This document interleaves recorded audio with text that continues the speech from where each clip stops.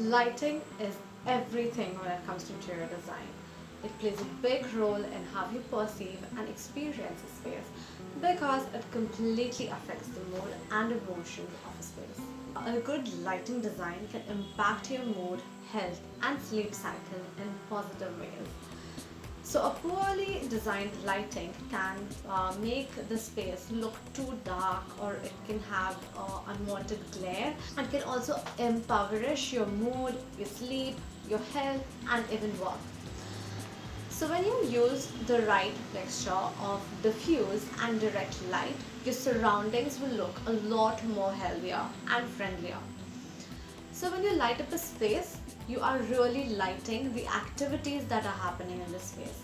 So I would like to rephrase Gustavo Aviles, an architectural lighting designer he was.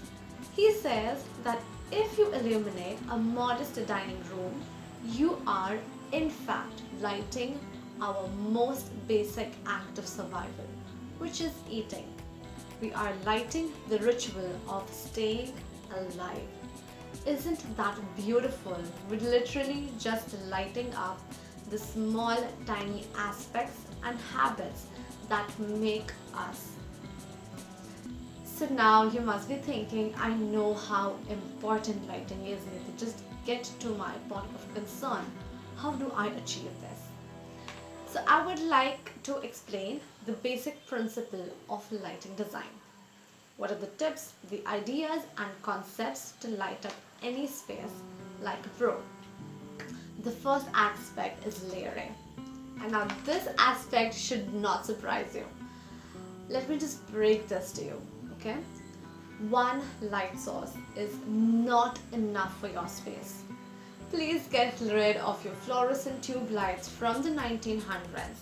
It does not help you to create contrast in your space or add depth to your room, and it does not even help you define the beautiful furniture that you have in your room. It does not even make your artwork pop up or your artifacts pop up. In fact, it hurts your eyes.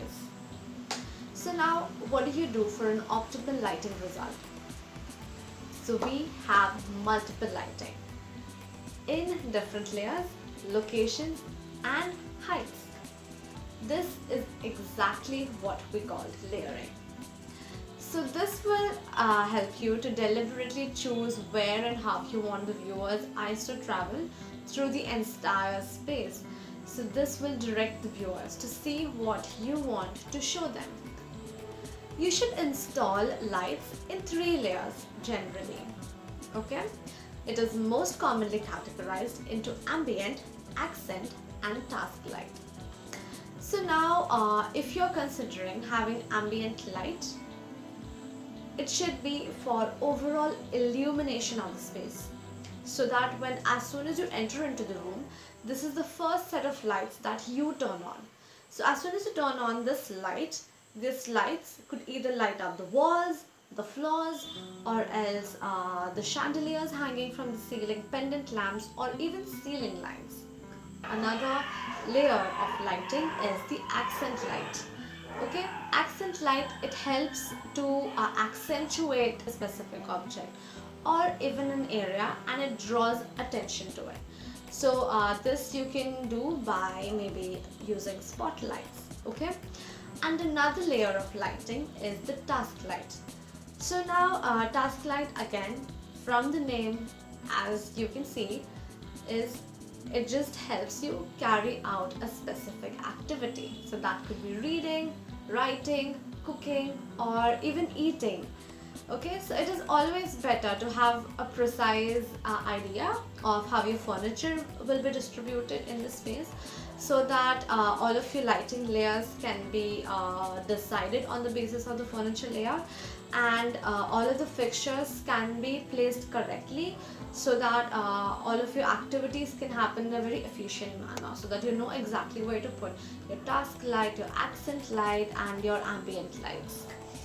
Okay, so now if you've observed, and you must have visited a lot of houses and you must have loved your friend's house, you must have observed that they'd have a very dimly lit warm yellow light in the house. So what is that? What do we call that? This is the color temperature. So now choosing a color temperature is a method of describing what is the warmth or the coolness of the light source. This could get into the more technical aspect, but I'll try to simplify it a little bit for you guys. Okay, so the warm or yellow light creates a cozy, calm and inviting atmosphere. Okay, so it is perfect for like any space that will require an intimate and personal mode, such as maybe your living area or the dining area, and also your bedrooms where you want to just go in and relax. So now it does not contain a lot of blue light, so which is why it creates a very relaxing and soothing effect for the eyes. And if you have cold blue colors, it causes sleep disorders and sleeping problems, and it reduces the sleep quality, and it also prolongs the sleep transition period. Okay, so which is why it is very beneficial if you go for cozy, calm and a very relaxing atmosphere in your bedrooms and your living area, where you just want to wind up your day. The next set of color is the neutral and soft white color set. So these are very clean and they're bright enough so you could light up your workspace. So these are great if you have to use it for your as your task lighting. So you could just turn it on and it'll just make your entire work desk bright enough for you to work in it. It's not so dim and it's not so bright as to hurt your eyes. And then the next set of colors is what we all designers refrain from using in a residential space, which is the cool temperature light. I would also suggest you to refrain from using this unless you're designing an office, a hospital or a commercial space. Let me tell you why. Because these are meant for hospitals and offices, because they make people more alert, because your boss do not want you to fall asleep while you're on the desk. But if you really love it, you could use it in your storeroom, and that is the only place I would approve of using it.